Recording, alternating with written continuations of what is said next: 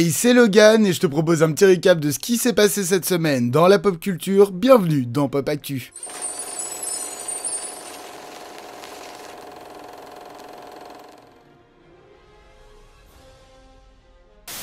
Ce mercredi 9 août, Bob Iger a tenu une nouvelle conférence et y a pas à dire, la Walt Disney Company va mal. Il suffit de constater le box-office des derniers films ou les critiques envers les séries Disney+, pour se rendre compte qu'effectivement ça va pas fort. Et suite à cela, Bob Iger a pris deux décisions. La première a été de créer une unité pour voir à quel point l'intelligence artificielle peut améliorer leur performance. Bob Iger a déjà montré plus d'une fois durant cette grève qu'il souhaitait se tourner vers l'IA et maintenant il s'en cache plus du tout. Et la seconde était bien évidemment de taxer directement sur Disney+. Car nous passons maintenant à 3 formules disponibles à 5,99€, 8,99€ et 11,99€ dès décembre. Vous avez un petit tableau qui s'affiche juste là pour directement voir les différences, mais forcément ce qui la met le plus mal, c'est le fait qu'on va devoir payer maintenant 3€ de plus pour profiter de la 4K, de la Dolby Atmos, toutes ces choses qu'on avait déjà dans l'abonnement de base. Et pour ne rien arranger, Disney veut se calquer sur Netflix en empêchant eux aussi le partage de comptes. Bref, j'ai l'impression de parler d'eux chaque semaine, mais Disney, une fois de plus, fait les mauvais choix.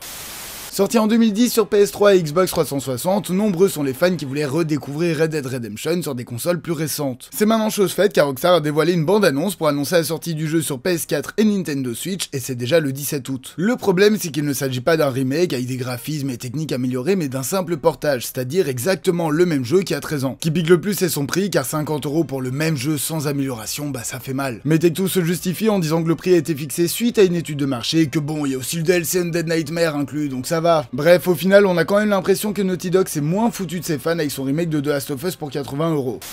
En 2022 est sorti le film Uncharted, adapté de la célèbre licence de jeux vidéo. Il aura accumulé 407 millions de dollars au box-office pour un budget de 120 millions, c'est pas incroyable mais ça reste assez rentable et devient la 6ème meilleure réussite pour un film adapté de jeux vidéo. Une suite n'était pas réellement attendue car au niveau critique, c'est là que le film s'écrase un peu plus, étant généralement juste dans la moyenne. Mais pourtant, récemment interviewé par The Hollywood Reporter, le producteur Charles Roven a déclaré: nous avons passé un très bon moment avec ce film, les fans ont vraiment aimé le film et les gens qui ne connaissaient rien au jeu ont vraiment aimé le film, c'est pourquoi nous avons l'intention d'en faire un autre. Une fois la grève finie et Tom Holland sorti de sa pose de comédien, nous pourrons donc avoir plus d'infos sur Uncharted 2.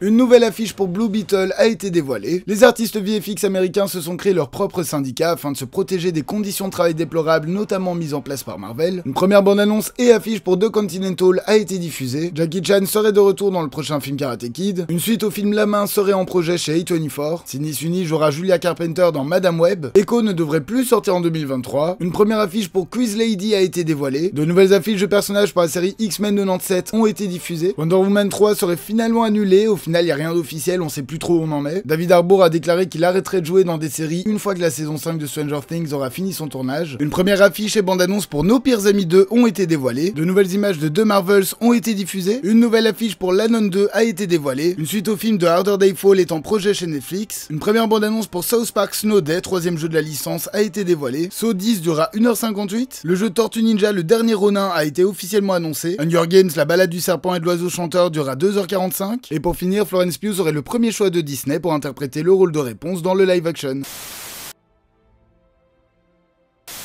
Nous suivons Jamie, un ado qui vit au Texas, et en rentrant de l'école, il va découvrir une étrange créature qui ressemble à un scarabée bleu. Celui-ci va finalement fusionner avec lui pour devenir Blue Beetle. Le premier film du nouveau DCU débarquera en salle ce 16 août. Deux agents du FBI vont aller voir Reality Winner, jeune millénial vétéran de l'US Air Force. Sa vie semble plutôt banale, mais l'entretien que conduiront les deux agents va doucement faire comprendre leur visite. Le biopic réalisé par Tina Satter s'arrêtera enfin en salle après avoir fait le tour des festivals ce 16 août en France et en Belgique. Amis suisses, il va falloir encore patienter. Silva traverse le désert à cheval pour retrouver Jake, avec qui il était amant 25 ans plus tôt lorsqu'ils étaient tous deux tueurs à gages. Mais Silva est-il seulement là pour ses retrouvailles ou a-t-il une autre idée derrière la tête pour son ami devenu shérif? Un western homosexuel de 30 minutes avec Pedro Pascal et Ethan Hawke, le tout chapeauté par Pedro Almodovar, bien sûr qu'on va aller voir ça en salle, et ça sort aussi ce 16 août. Et voilà, ce 52e épisode de Pop Actu est maintenant terminé, merci de l'avoir suivi jusqu'au bout. N'hésitez pas une fois de plus à liker, commenter, partager et vous abonner, ce sont les meilleurs soutiens pour la chaîne. Moi je vous dis à la semaine prochaine, passez une bonne soirée.